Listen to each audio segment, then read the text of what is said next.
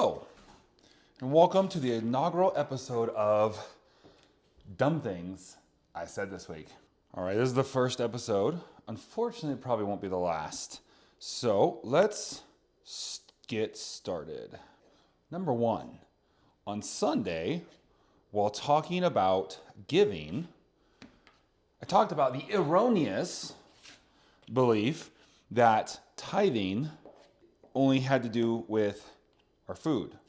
And I made the comment, I don't want the first bite of your Big Mac or hamburger, something like that. Now, it was an attempt at humor. What I don't like about it, why it was dumb, is it took away from the concept of what tithing and giving actually is.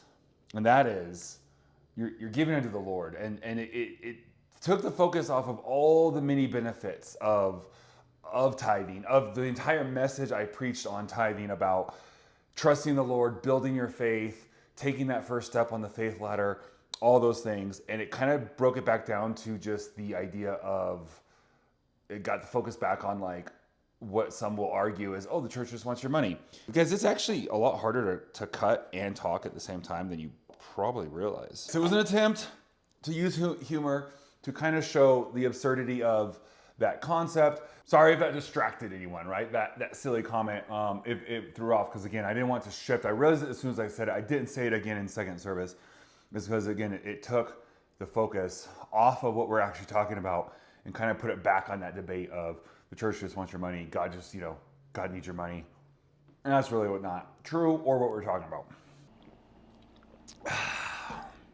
Number two, you need your pastor's permission to not go to church or to visit another church. Now, I didn't literally say that. Hold on. Before you go and start, canceling. I didn't literally say that. I did infer it, though. I said that if you go to another church and you're going to come to our encounter service to get your pastor's permission, and what I meant was just don't come.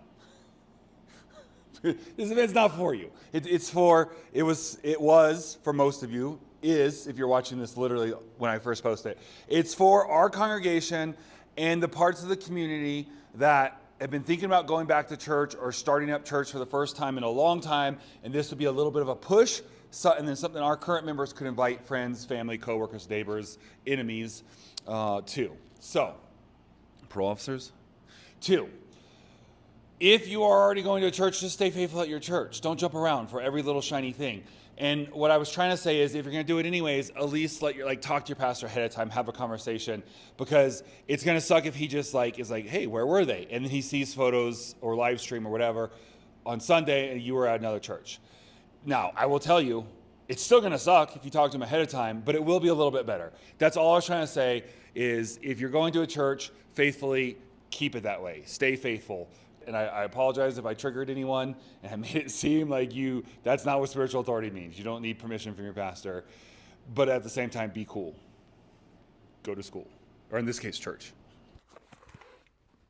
Yeah. All right, number 3. Okay, I didn't actually say this one, but people just took it the wrong way. Whatever I did to make it sound like I was a pro-circumcision party leader. Well, I don't even know what's happening, to be honest. I don't care. This is my official stance. I don't care.